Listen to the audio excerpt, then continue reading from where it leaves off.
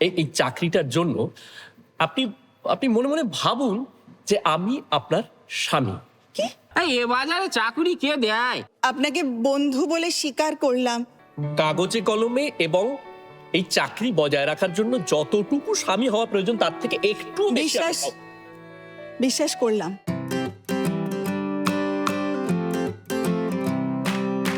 মানময়ী girls school এই নাটকটি পরিচালনা করেছি আমাদের রংরূপের পক্ষ থেকে। এই নাটকটা আমরা সবাই জানি এক সময়কার ভীষণ মঞ্চ সফল একটি নাটক, খুবই আনন্দের এবং খুবই উপভোগ করার মতন একটি নাটক। এই যে গিন্নি, তোমার মাস্টার আর মাস্টারনির জন্য বিজ্ঞাপন দিয়েছি, এই 2-4 দিনের মধ্যে তারা এলো বলে।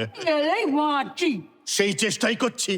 ওই বদনের স্কুলে ওরা মাইনে দিচ্ছে 50 আর 55, আর আমি তোমার স্কুলের জন্য দেব 100 আর 120। এসে দাঁড়িয়ে ও একটা ছবি তুলবে। এটাকে এখান থেকে দিস না। প্রথমত হচ্ছে এই নাটকটা যিনি লিখেছেন রবীন্দ্রনাথ মৈত্র, তিনি এক রাত্রিরে এই নাটকটা লেখেন প্রথমত। আর 100 বছর আগের একটি নাটক, কিন্তু এখনো কোথাও কোথাও এমন একটা চারপাশের অ্যাটমসফিয়ার আছে এই নাটকটার মধ্যে, যেটা এখনো কোথায় যেন মানুষকে খুব আনন্দ দেয়। দারুণ কাস্টিং এবং অসম্ভব ভালো একটা গল্প, যেখানে প্রতিটা মুহূর্তে দর্শকের জন্য হাসির রসদ রয়েছে। আপনি আপনি আপনি এখানে কি করে এলেন?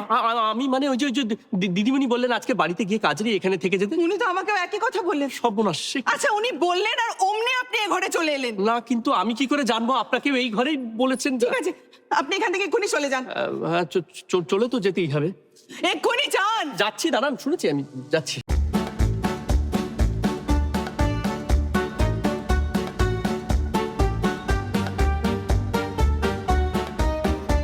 আমার চরিত্রটা আমার বেশ পছন্দের জায়গা, কারণ I can relate with my character. আমাদের তো আনন্দের খুব অভাব এখন, তো সেই কারণে এই নাটকটা বাছা। এবং ওই সময় দাঁড়িয়ে একজন জমিদার, যে একটা স্কুল তৈরির জন্যে তারা 2 জমিদারের মারামারি হচ্ছে, কি না মেয়েদের স্কুল হবে, সেইটা কোথাও খুব আমাকে নাড়া দিয়েছিল।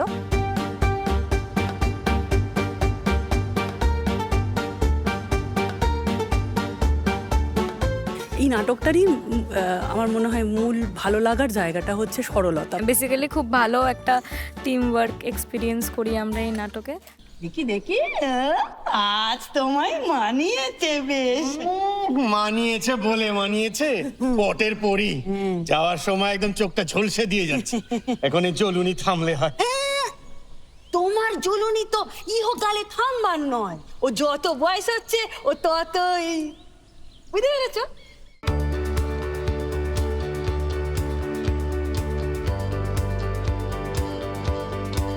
গ্র্যাজুয়েট ছেলে, সে মানে প্রায় 100 বছর আগের সময়ের কথা। সেই সময়ে তার যে স্ট্রাগল, সে ভীষণ রকম চেষ্টা করছে একটা চাকরি খুঁজে পাওয়ার। ছোট ছোট কমিক এলিমেন্টের মাধ্যমে, সিচুয়েশনাল কমেডি মূলত, সেইটার মাধ্যমে গল্পটা এগোচ্ছে। মানে রিহার্সালটা আমাদের কিন্তু দেখার মতো হয়, বকা বকি। তাই জন্য হয়তো আজকে আমরা যেটুকু করতে পারি সেটা ওই বকাগুলোর জন্যই। আর যতদিনই হোক না কেন এই নাটকটা কোনোদিনই পুরনো হবে না। এই তোর মুখে একেবারে যা আসছে তুই তাই বলছিস? হ্যাঁ বারে, তুমি তো বাবাকে বলো ঘরের লোক, এই তোমায় খেতে বললো, তুমি বললে আমার ঘরের লোকটা এখনো খায়নি তো, তাই আমি যা বলবো তুমিও তাই বলবে। হতভাগী, তুমি আমায় বকছো? বাবা এলেই বাবাকে সব বলে দেবো। সে বলো কোন, এখন এই বাবের খাবারটা চাপা দিয়ে ঘরে নিয়ে গিয়ে রাখো।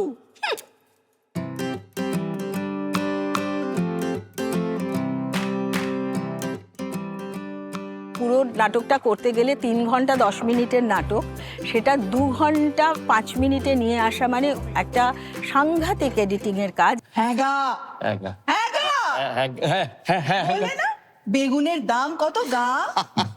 ও, তুমি বেগুনের দাম জিজ্ঞেস করলে, এরকম আমি ভুলে গেছি।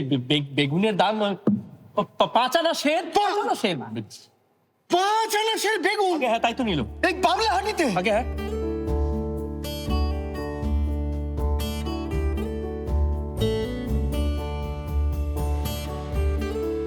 শুধুমাত্র স্কুল তৈরি না, তখনকার বেকার সমস্যা এবং এই যে যারা আর কি পথে ভিক্ষে করছেন তখনও এই অন্ধ সেজে, এখনও তাই, কিছু কিছু জিনিস খুব চিরকালীন।